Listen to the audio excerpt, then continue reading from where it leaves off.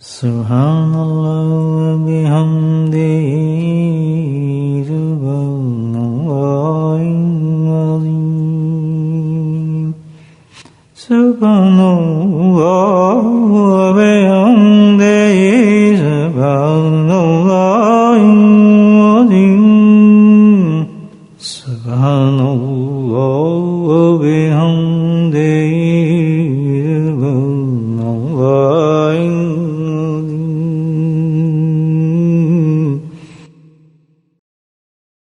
نحمده ونصلي على رسوله الكريم أما بعد قال الله تعالى في قرآن المجيد فأعوذ بالله من الشيطان الرجيم بسم الله الرحمن الرحيم إن الله وملائكته يصلون على النبي يا أيها الذين آمنوا صلوا عليه وسلموا تسليما اللهم صل على سيدنا ومولانا محمد معدن الجود والكرم اللهم صل على سيدنا ومولانا محمد وآله والقمر اللهم صل على سيدنا ومولانا محمد وآله وصحبه وبارك وسلم أما بعد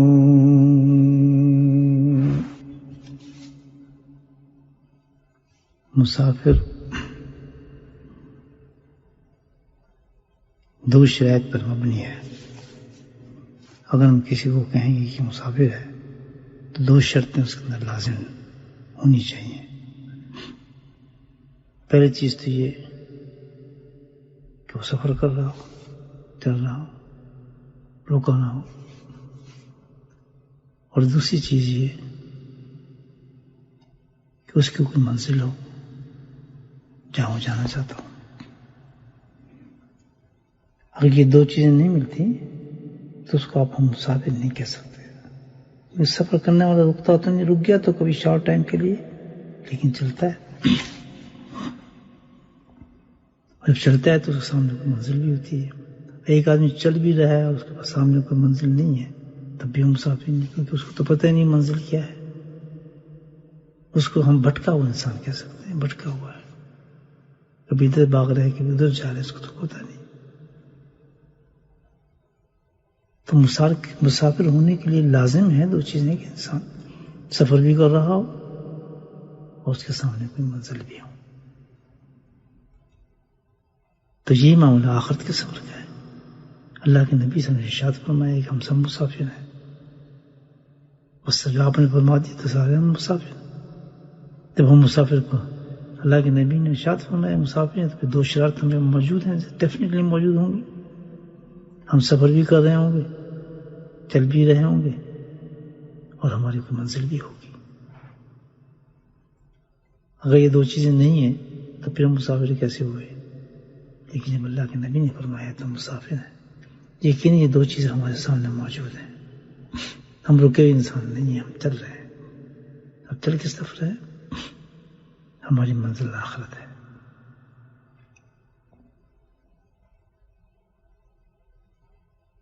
تو مسافر چلنے والا اور کسی منزل کے سامنے منزل ہو، اس منزل تک پہنچنے والا. اب اس کے لیے کیا چیز چاہیے؟ سب سے اہم چیز کہ کسی مسافر کے منزل تک پہنچ جائے.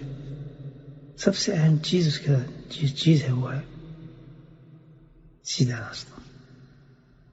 ظاہر ہے کوئی آدمی مسافر بھی ہے تو اس کے پاس منزل بھی ہے، اس نے جانا بھی ہے، لیکن اس کے پاس سیدھا راستہ نہیں ہے تو وہ تو بھٹک جائے گا. کبھی ادھر جائے گا، کبھی ادھر جائے گا، کبھی ادھر جائے گا، وہ تو منزل پہ پہنچ ہی نہیں سکے گا. اسی لیے آپ دیکھیں جب بھی انسان سفر کرتا ہے تو بس میں ہو، گاڑی میں ہو، جہاز میں ہو، پانی کے جہاز میں ہو، تو پورا انتظام ہوتا ہے کہ وہ راستہ سیدھا دکھانے کے لیے. آج کل تو بڑے انسٹرومنٹ لگے ہیں، آپ گاڑی میں بیٹھتے ہیں تو فوراً لگا ہوتا ہے ہمارا آٹومیٹک، جس میں راستہ بتانا شروع کر دیتے ہیں. جو اہم راستہ ہے ہم جانتے ہیں، کہیں بھی جاتے ہیں تو فوراً پوسٹ کوڈ لکھتے ہیں اور راستہ پوچھتے ہیں کہ سیدھا راستہ بتاؤ، ہمیں گائیڈ کرتا رہتا ہے، بتاتا رہتا ہے، ادھر مڑو ادھر مڑو، ادھر جاؤ ادھر جاؤ۔ یہ سب سے اہم چیز سفر میں جو ہے مسافر کے لیے اس کا راستہ ہے، اور سیدھا راستہ۔ جتنا سیدھا راستہ اختیار کریں گے تو الحمدللہ سیدھا منزل پہ پہنچ جائیں گے۔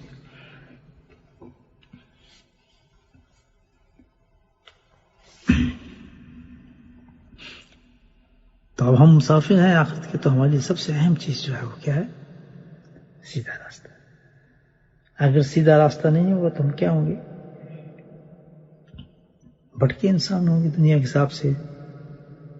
اور جو آخرت کا انسان جو سیدھا راستہ نہ ہو تو اس کو کہتے ہیں یہ گمراہ ہو چکا ہے، تو اس کے پاس کوئی پہنچ ہی نہیں سکتے منزل پر، کیونکہ راستہ سیدھا نہیں۔ تو سیدھا راستہ جو ہے یہ سب سے اہم چیز ہے، یہ سب سے اہم چیز جو ہے ہمارے ایمان کے ساتھ۔ تو اللہ پاک نے اس کا الحمدللہ سیدھے راستے کا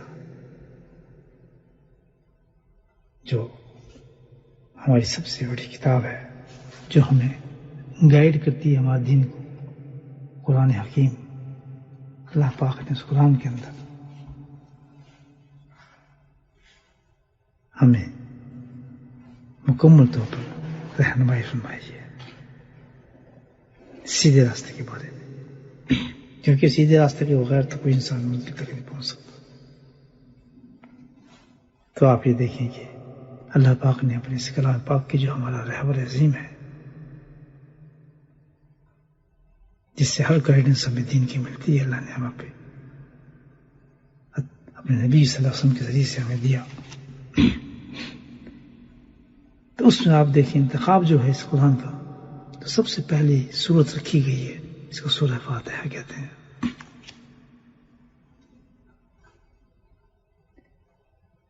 یہ سورت فضائل کے لحاظ سے تو بہت ہی بڑی سورت ہے، کہ فضائل بیان تو خیر مقصد نہیں کرنے کا، لیکن مختصر آپ یہ سمجھیں کہ ابتدا اس سورت سے کیوں کی گئی قرآن کی۔ سب سے پہلے سورت کی ابتدا سے اس سورت کی ہے۔ اس سورت کا سب سے بڑا تو یہ ہے کہ یہ سورت جو ہے الحمدللہ پورے قرآن کے اندر واحد سورت ایسی ہے جو مکمل طور پر نازل ہوئی ہے۔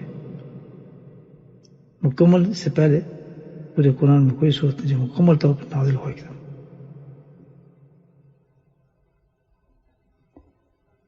دوسری صرف اس کی یہ سمجھیں آپ اس قرآن کی کہ اس کو قرآن کا خلاصہ بھی کہا جاتا ہے، اس صورت کو۔ وجہ خلاصہ کیسے بنی؟ کہ اللہ پاک نے اس پوری صورت کے اندر ایک چیز جو رکھی ہے، جس کی وجہ سے اس صورت کا اہمیت ہے، اور الحمدللہ ہمیں نماز میں بھی حکم ہے کہ اس صورت کو ہر نماز میں ہمیں پڑھنا ہے، نفل نماز ہو، سنت نماز ہو، فرض نماز ہو، اس کو ضرور ہمیں پڑھنا ہے، کیونکہ اللہ پاک نے اس میں ایک دعا اپنے طالب حق کے لیے اللہ سے مانگنے کا ایک طریقہ رکھا ہے۔ اس صورت میں اللہ تعالیٰ کی جو جان ہے صورت کی اصل میں وہ ایک دعا ہے، یہ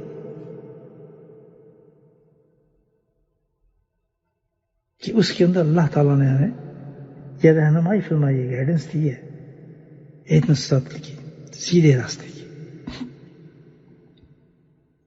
اور باقی سارا قرآن جو ہے اس ایک آیت کی تشریح ہے، حقیقت میں صرف اس آیت کی تشریح کی ہے پورے قرآن میں، جس کو اللہ تعالیٰ نے اس سورت کے اندر بیان فرمایا ہے، اہدنا الصراط المستقیم، اس کی تشریح ہے سارا قرآن۔ کیا کرتے ہیں سورہ فاتحہ میں؟ دیکھیں سب سے پہلے تو ہم تسلیم کرتے ہیں کہ کوئی چیز بھی جو ہے اس دنیا میں بابرکت نہیں ہو سکتی جب تک کہ اللہ کے نام سے شروع نہ کی جائے۔ آغاز ہوتا ہے سورہ فاتحہ کا اللہ رحمان رحیم، اس میں ذات صفاتی نام، 3 ناموں کا حوالہ دیا، ان کی برکتوں سے سب کچھ چلتا ہے، چاہے پورا قرآن پڑھیں گے سب اس کی برکت سے۔ پھر ہم نے تعارف کیا رب بھی تو ہی ہے، ایک چیز کا رب نہیں بلکہ عالمین کا رب ہے. جتنی بھی عالم بنے ہیں سب کو تو نے ہی پیدا کیا ہے, تو ہی پالنے والا ہے. اور الحمدللہ ساری تعریفیں تیری ہیں.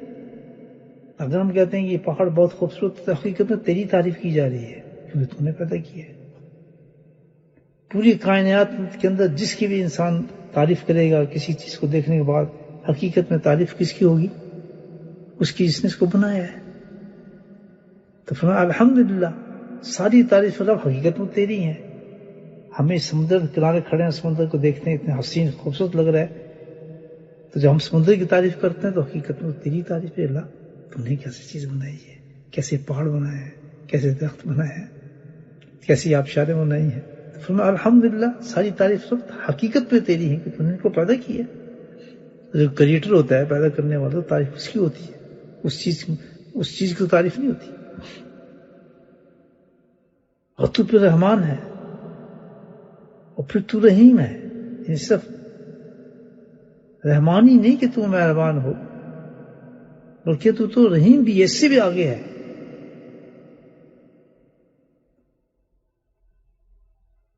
اور پھر یہ بھی اعتراف کرتے ہیں اسی آیت میں, سب چل رہی ہے کہ یا اللہ حقیقت میں تو ہی مالک ہے, آج بھی تو مالک ہے, کل بھی تو مالک ہے, تو ہی بادشاہ ہے, تو ہی ہر چیز کا سب تیرے کنٹرول میں ہے. حکیم یوم الدین, اور جب دنیا ختم ہو جائے گی تو اس دن بھی تیری بادشاہت ہوگی. یہ 40 صفات اللہ سبحانہ تعالیٰ کی بندہ کہتا آ رہا ہے. اس میں ذات میں صفات, تجلیات, ذاتیات, سب کچھ تعریف اللہ پاک کی کرتا آ رہا ہے, تسلیم کرتا آتا ہے. اور پھر تسلیم کرتا ہے کہ ایاک نعبد, جب سارے اتنی کمال سارے تیرے ہیں تو کوئی پاگل ہو جو اس کے جو تیرے علاوہ کسی کی بندگی کرے گا, اس کی سجدے کرے گا, اس کو پوجے گا, وہ تو کوئی دیوانہ ہی ہو سکتا ہے, سرفرائی ہو سکتا ہے انسانوں کے. ہم نہیں مان سکتے کہ اللہ کو چھوڑ کے کوئی اتنی صفات تسلیم کرنے کے بعد آدمی کسی اور کی جا کے سجدہ کرے. ایاک نعبد,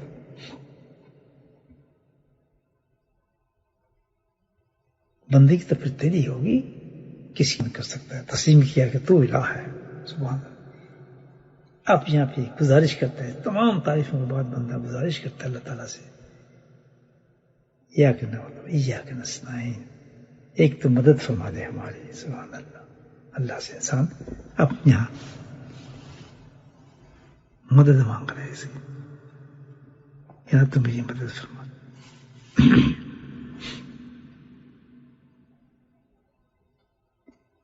یہاں بہت ہی خوبصورت نقطہ ہے. دیکھیں ہم مدد مانگ کے کیا کہتا ہے, اب اپنا نقطہ بیان کرتا ہے, اہدنا الصراط المستقیم, مجھے اب سیدھا راستہ دکھا دے. میں نے منزل پہ جانا ہے مولا, راستے تو نفس اور شیطان بھرے پڑے ہیں. جیسے کہتے میں لندن جانا ہے, یا ہزاروں راستے ہیں لندن جانے کے, یا کوئی ایسے بات نقشہ مجھے دکھاؤ کہ میں سیدھا لندن پہنچ جاؤں, جلدی سے پہنچ جاتا. اب یہاں انسان کہتا ہے کہ یا اللہ تمام چیز تسلیم کرنے کے بعد اب میں تجھ سے ایک مدد مانگ رہا ہوں, مدد چاہیے مجھے. وہ کیا مدد ہے؟ اہدنا الصراط المستقیم, کہ تم مجھے سیدھا راستہ دکھا دے. سبحان اللہ. اب آپ یہ سمجھ جائیں گے بات. دیکھیں کہ اللہ سبحانہ تعالیٰ نے بالکل صاف بتا دیا کہ انسان کے لیے دین میں سب سے امپورٹنٹ چیز سیدھا راستہ ہے, ورنہ وہ منزل تک نہیں پہنچ سکتا. اور سیدھا راستہ تمہارے اختیار میں نہیں ہے. اپنی کوشش میں انسان سیدھا راستہ اختیار نہیں کر سکتا. اپنی عقل سے استعمال سیدھا راستہ نہیں اختیار کر سکتا, نہیں ملے گا اس کو. کوشش میں نہیں ملے گا, دماغ سے نہیں ملے گا, کسی حالت میں سیدھا راستہ نہیں پائے گا. اگر سیدھا راستہ تم نے حاصل کرنا ہے اس کے لیے اللہ نے فرمایا کیا ہے, ایک ہی چیز ہے. کیا ہے؟ ایاک نعبد و ایاک نستعین. اللہ سے مدد طلب کرنی پڑے گی تمہیں, یعنی تمہیں اللہ سے دعا مانگنی پڑے گی. لازم ہے اگر سیدھا راستہ چاہتے ہو تو کیا ہے, اس کے لیے دعا کو اختیار کرو اپنے رب سے کہ اللہ تعالیٰ تو ہی دکھائے گا سیدھا راستہ, میں تو نہیں پہنچ سکتا,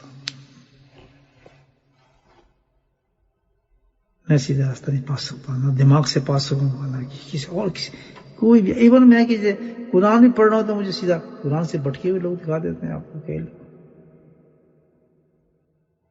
کتنے علوم پڑھ لیں، قرآن پڑھ لیں، تفسیریں پڑھ لیں، سیدھا راستہ نہیں ملے گا. ملے گا تو صرف ایک چیز کی، جب تک اللہ سے بندہ دعا نہیں مانگے گا کہ اللہ پاک مجھے تو سیدھا راستہ دے گا،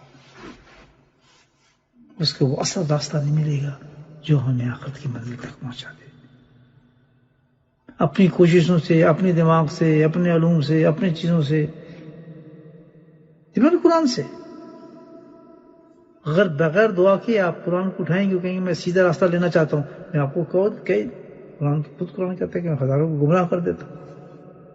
کیونکہ پراپر طریقہ اللہ جی سورت میں بتایا. اس سورت کا کمال تو یہی ہے الحمدللہ کہ اس میں یہ راز چھپا ہوا ہے، سیدھا راستے کا راز چھپا دیا اللہ تعالیٰ نے. وہ ایک راز یہی ہے کہ تم مجھ سے مانگنا اس راستے کو، جو بھی طلب کرے گا مجھ سے. سبحان اللہ. جس نے بھی کہہ دیا اہدنا الصراط المستقیم، چاہے مشرک ہے، کافر ہے، بھٹکا ہوا ہے، دلالت پسند ہے، لیکن جب اس کے منہ سے یہ نکلا کہ میں سیدھا راستہ چاہتا ہوں، اللہ کہتا ہے فوراً، کیونکہ میں تمہیں خود اپنا یہ اصول بتا دیا ہے، بات بتا دیا ہے کہ میں اس بندے کو پھر سیدھا راستہ جو ہے وہ سیدھا راستہ دکھاتا ہوں. آپ کو اپنی کوشش سے چاہے گا میں سیدھا راستہ لے لوں، اپنا قوال سمجھے گا کہ میرے پاس تو یہ علم ہے، میں پھر سے کبھی منزل نہیں، بھٹکا رہے گا. کیونکہ اللہ نے فرمایا کہ مانگنے کے لیے سیدھا راستہ تمہیں میری مدد کی ضرورت ہوگی. لا حول ولا قوت الا باللہ. اس کو کہتے یہ ہے جنت کا دروازہ. یہ کلمہ جو بتا رہا ہوں نا آپ، یہ جنت کا دروازہ ہے. عبداللہ بن مسعود رضی اللہ عنہ بہت بڑے صحابی تھے. اللہ کے سامنے انہوں نے یہ کلمہ پڑھ دیا کہ لا حول ولا قوت الا باللہ. تو اللہ کے نبی نے فرمایا عبداللہ بن مسعود سے معلوم ہے تم نے کون سے کلمہ پڑھا ہے، اس کا مطلب کیا ہے؟ سبحان اللہ.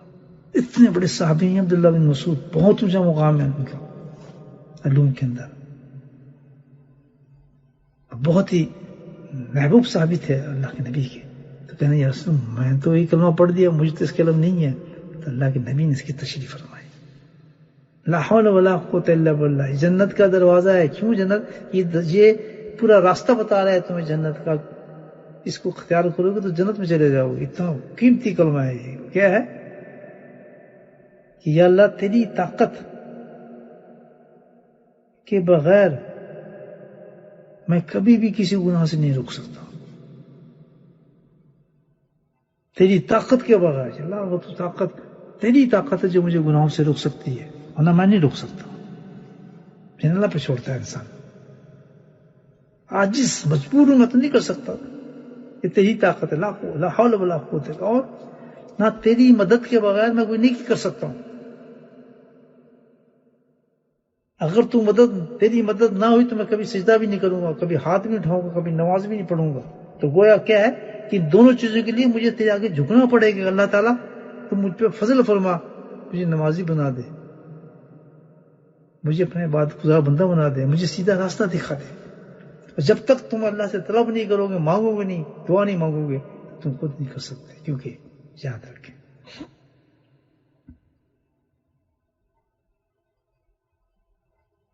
لا حول ولا قوت الا باللہ. اس کے لیے ہمیں اللہ کی طاقت چاہیے، اللہ کی مدد چاہیے. تو پتہ ہی چلا کہ سورہ فاتحہ کی جو چیز کمال جو اس میں جو خلاصہ کہا جاتا ہے اس کو قرآن کا، اور پورے قرآن کو اس کی تشریح کی جاتی ہے کہ وہ ہمیں اصل چیز بتا رہی ہے کہ سیدھا راستہ لینے کے لیے تمہیں صرف ایک کام کرنا ہوا، اللہ سبحانہ تعالیٰ سے تمہیں دعا کرنی ہوگی. اسی لیے ہر نماز میں ہم جو دعا مانگتے ہیں اللہ تعالیٰ سے، جس سورہ فاتحہ کو پڑھتے ہیں، مفہوم جانتے ہیں مطلب کیا ہے، مانگ کیا رہے ہیں اللہ تعالیٰ سے؟ یہی مانگ رہے ہیں اللہ تعالیٰ میری مدد فرماؤ، مجھے سیدھا راستہ دکھا دے. تو معمول انسان کا یہ ہونا چاہیے، مومن کا کیا، اگر کوئی چاہتا ہے کہ وہ سیدھے راستے پہ رہے تو ہر وقت اللہ سبحانہ تعالیٰ سے اس کو مانگنا چاہیے. اللہ تعالیٰ یہ صراط مستقیم، مجھے راستہ دکھا دے، کہ اللہ مجھے سیدھا راستہ دکھا دے. اور اللہ کا وعدہ ہے سورت میں کہ تم مجھے سیدھا راستہ دکھائے گا تو میں تجھے سیدھے راستہ پہ رکھوں گا. وجہ یہ ہے کہ لوگ جو بھٹکے ہوئے تھے راستوں کے اندر، یہ وہ اللہ سے مانگتے ہی نہیں ہیں. وہ سب سمجھتے ہیں سب ہم تو بس صحیح ہیں، بالکل ٹھیک ہے. یاد رکھیں کہ کوئی بھی انسان ہو اللہ تعالیٰ کہتا ہے کسی قسم کے انسان ہو اگر مجھ سے مانگ لیا سیدھا راستہ میں اس کو دے دوں گا. میں اپنی زندگی میں دیکھا ہے کہ کئی لوگ جو مسلمان ہوئے ان سے میں پوچھتا رہا کہ بھائی آخر کیا چیز تھی، تم کس وجہ سے مسلمان ہوئے ہو، کیا تمہیں ایک چیز کیا پیدا ہوئی کس طرح. تو اکثر مسلمانوں کو بلکہ موسٹلی لوگ یہی بتایا مجھے کہ ہم نے تو بس یہ کہا تھا کہ ہمیں پتہ نہیں کون سی طاقت ہے، اگر تو ہمیں گائیڈ کر دے تو ہم تو سیدھا راستہ چاہتے ہیں، ہمیں نہیں پتا ہم یہ بنے کس سے بنے، یہودی بنے فلاں بنے. تو ہم نے تو کہتے بس یہ ہم نے کہا تو اللہ پاک نے ہمیں یہاں تک پہنچا دیا، گائیڈ کر دیا. یہ میں نے جو میرے ساتھ زندگی میں آپ کو اکثر بتا رہا ہوں. انہوں نے کوئی قرآن نہیں پڑھا، انہوں نے کوئی حدیث نہیں پڑھی، کوئی تقریر نہیں سنی، بس طلب کی اللہ تعالیٰ سے. یہ اللہ کا وعدہ ہے کہ جو بھی طلب کرے گا میں سیدھا راستہ دکھا دوں.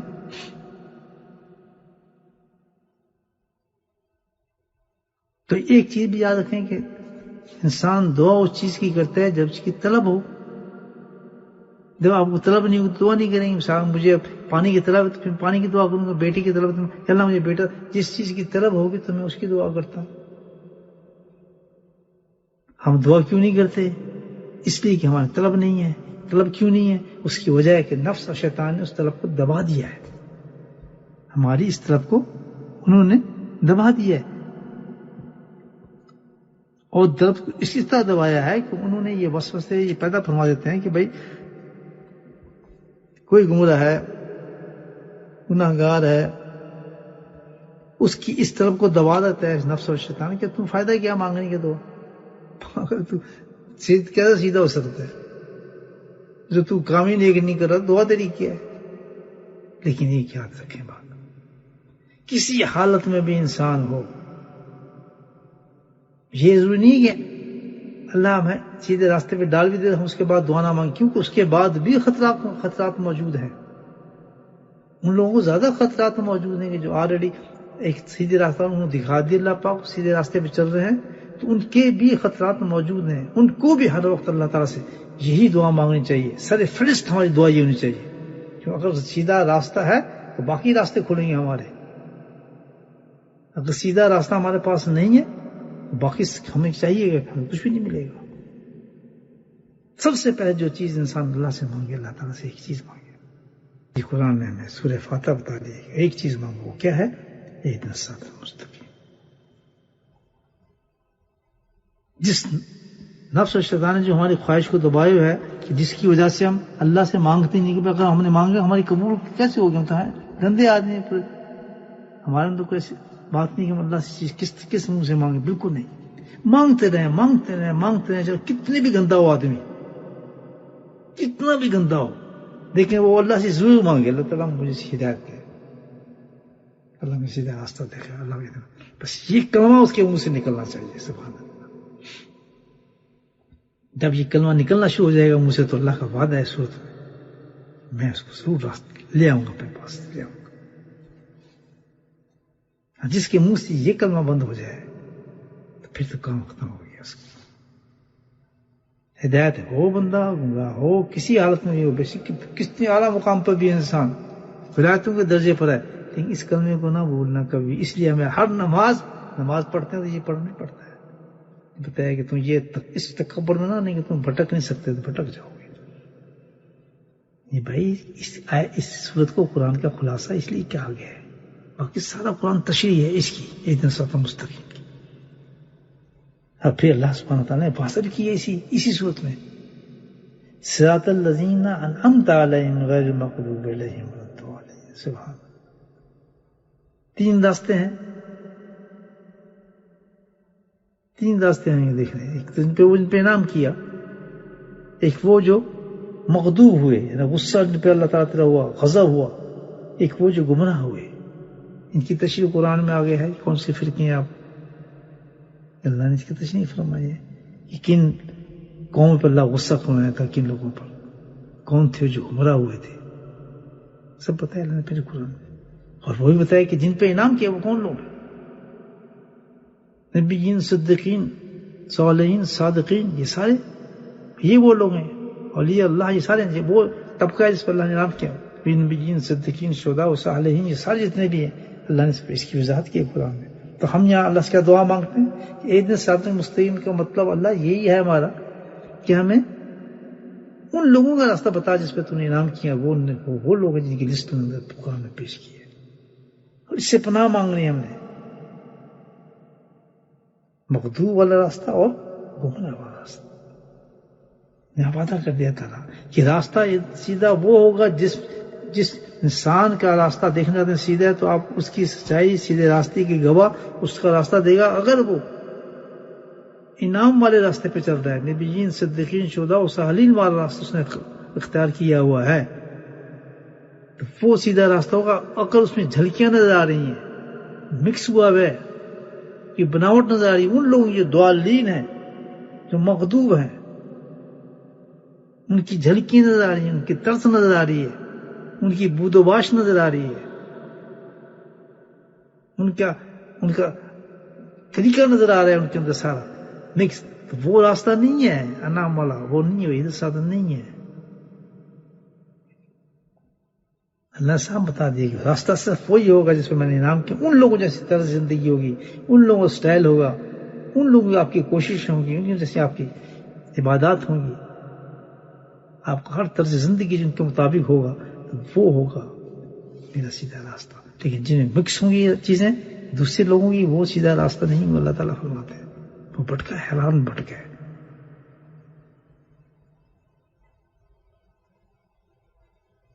یہ راستہ ملے گا کیسے؟ دعا سے۔ اور دعا کیسے؟ ہر حالت میں جو ہمیں سب سے پہلے دعا مانگنی ہو کون سی ہے؟ اہدنا الصراط المستقیم، کہ اللہ تعالیٰ تو مجھے سیدھا راستہ دکھا دے۔ تو جب انسان اللہ سے مدد مانگتا ہے تو یاد رکھے یہ ہے مدد اللہ سے، دعا جو ہے اللہ سے مدد مانگنی، اور اللہ نے دعا کے بارے میں تو کہا ہے کہ تم مانگو میں تمہیں دوں گا۔ الحمدللہ دعا کا اہتمام کتنی بڑی چیز ہے، آپ یہ دیکھیں، یہ کلید ہے، کنجی ہے ہمارے لیے آخرت میں کامیابی کے لیے، کہ ہم اس دعا کو رٹیں کہ اللہ تعالیٰ ہمیں سیدھا راستہ دے گا، ہمیں سیدھا راستہ دے گا۔ چاہے کتنا ہم سمجھتے ہیں سیدھا راستہ دیں، پھر بھی اس کی دعا مانگتے رہیں کہ اللہ ہمیں سیدھا راستہ دے گا، سیدھا راستہ دے گا۔ کیونکہ شیطان اور نفس کے حملوں سے بچنا تو بہت مشکل ہے انسان کے لیے، کسی حالت پہ حملہ کر سکتے ہیں، کسی وقت بھی کر سکتے ہیں۔ تو ایک ہی صورت میں ہم بچ سکتے ہیں اس سے، کہ جب اللہ کی مدد ہوگی ہمارے ساتھ، اللہ سے مدد مانگیں گے، جیسے لا حول ولا قوت، تیری مدد کے بغیر تو میں نیک کام نہیں کر سکتا، اور تیری دی ہوئی طاقت جو ہے اس کے بغیر میں کسی حالت میں بھی کوئی راہ سے نہیں پہنچ سکتا۔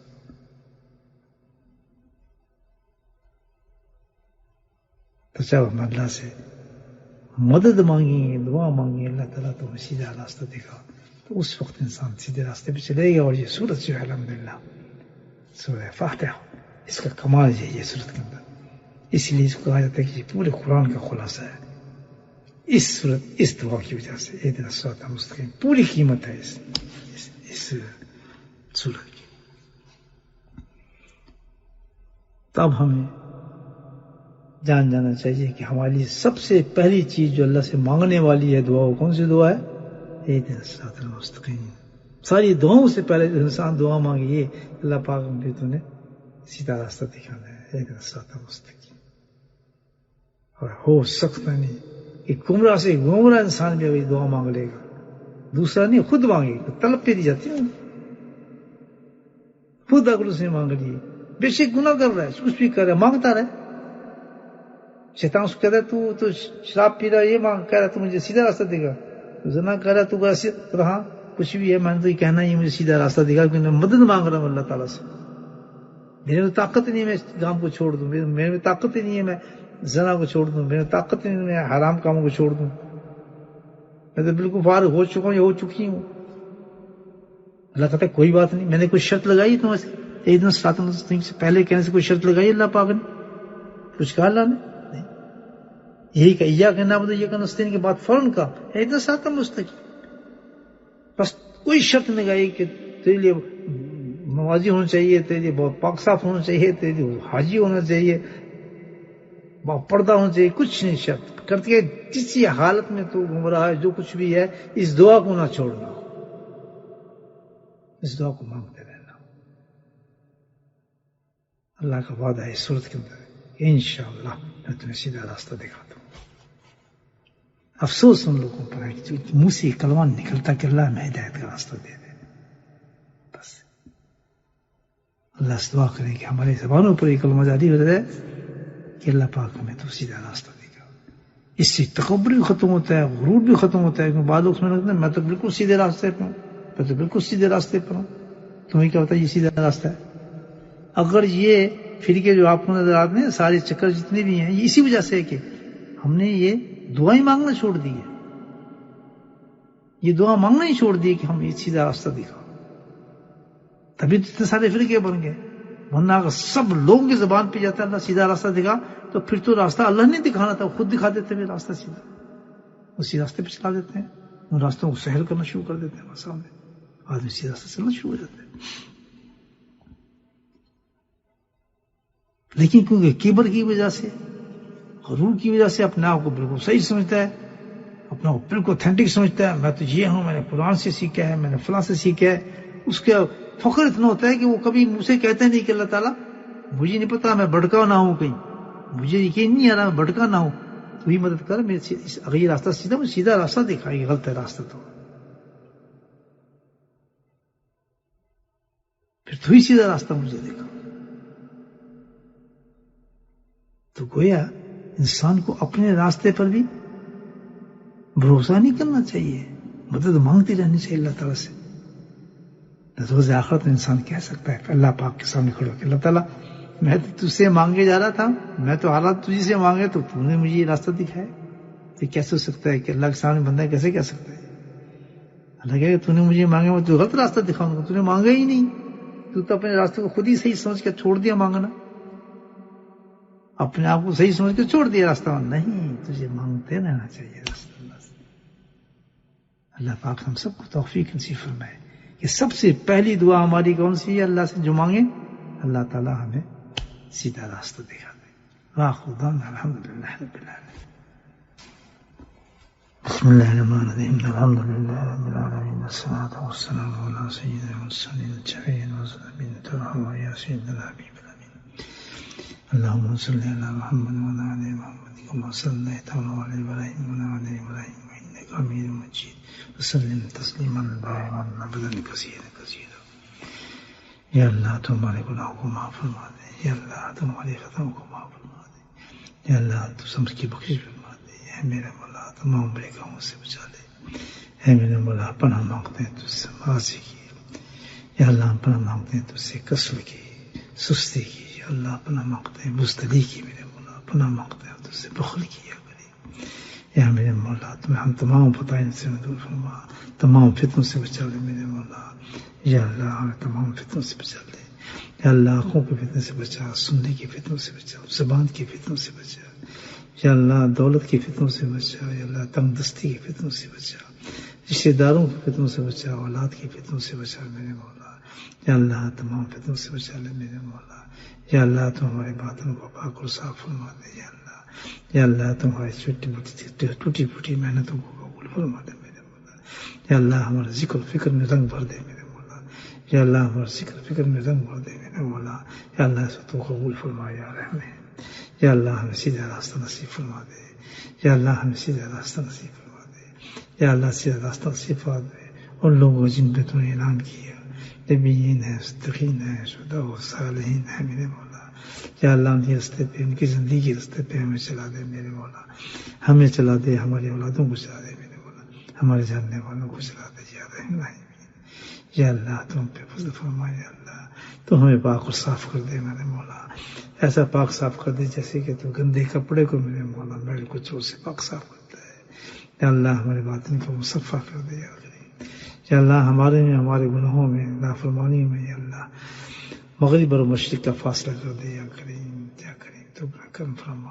مذالک اللہ عزیز میرے مولا تیرے کوئی چیز نہیں. یا اللہ ہمارے گھروں میں سکون عطا فرما, ہمارے بیماروں کو شفا نصیب فرما. یا اللہ ہمارے بیماروں کو شفا نصیب فرما. یا اللہ ایک خاتون نے, دکھیا خاتون نے پاکستان سے میرے مولا اپنے جوان اولاد کی صحت کے لیے آپ سے دعا کی ہے. بہت سخت بیمار ہے بچہ, اس کے لیے بہت پریشانی سے آپ حضرات سے دعا کے لیے کہا ہے. ان کے لیے دعا فرما دیں. اللہ تعالیٰ اس بچے کو صحت کامل عاجل نصیب فرمائے, اس بچے کو صحت کامل عاجل نصیب فرمائے. یا اللہ اس بچے کو اس کی ماں کی آنکھوں کی ٹھنڈک بنائے میرے مولا. یا اللہ جتنی بھی جن کی اولادیں بیمار ہیں ان کو شفا کاملہ عاجل نصیب فرما. جن کی اولادیں میرے مولا نافرمان ہیں ان کو فرما عاجل نصیب فرما. یا اللہ جن کے گھروں کے اندر فتن ہیں لڑائیاں جھگڑے میرے مولا اور سکون نصیب فرما. یا اللہ جو گھر لا دین ہے میرے مولا نمازوں سے خالی ہیں یا اللہ دعاؤں سے خالی ہیں تلاوتوں سے خالی ہیں خرافات سے بھرے ہوئے میرے مولا تو اپنے فضل و کرم سے میرے مولا ان کے پاس ایمان تو ہے نہ آخر میرے مولا تیرے حبیب کے میرے مولا امتی تو ہے یا کریم تم پہ کرم فرما ان کے حالاتوں کو بہتر فرما دے. یا اللہ ہمارے ماں باپ پہ بخشش فرما دے. یا اللہ آج کی رات کے تمام فضائل ہمیں نصیب فرما دے. آج کی رات پرسکون عطا فرما میرے مولا. تمام فتنوں سے حادثات سے لڑائی سے جھگڑے سے میرے مولا ہمیں بچا لے ہمیں پناہ دے میرے مولا. تمام شیاطین سے جنوں سے حاسدوں سے سکون کی عبادت والی دعاؤں والی رات ہمیں نصیب فرما میرے مولا. یا اللہ ہماری پوری جماعت کی تو حفاظت فرما میرے مولا. یا اللہ جو عورت اور مرد انسان بچے اس سلسلے میں داخل ہے میرے مولا یا اللہ تو اپنے فضل کی برکتوں کی بارشیں نازل فرما میرے مولا. یا اللہ ان کی منزل تک پہنچا یا کریم جو اخلاص کے ساتھ محبت کے ساتھ اور خدمت کے ساتھ میرے مولا اس سلسلے کو پکڑے ہوئے یا کریم جن نے پورے اعتقاد کے ساتھ اپنی زندگی اس پر لگا دی میرے مولا. یا اللہ تم پہ رحم فرما ان کی اولادوں پہ رحم فرما اور ان کو کامیابی کے ساتھ میرے آخر تک پہنچا یا کریم. یا اللہ تم پہ فضل فرما دے رحم فرما دے میرے مولا. یا اللہ ہماری ٹوٹی پھوٹی عبادات اشاعات اس سلسلے کے جو ہم کرتے میرے مولا وہ قبول فرما دے اور تمام مشائخ نقشبند کے یا اللہ رحمتیں اور برکتیں ہمیں عطا فرما دے یا کریم. صلی اللہ تعالی علی خیر خلقہ محمد و آلہ وصحبہ اجمعین برحمتک یا ارحم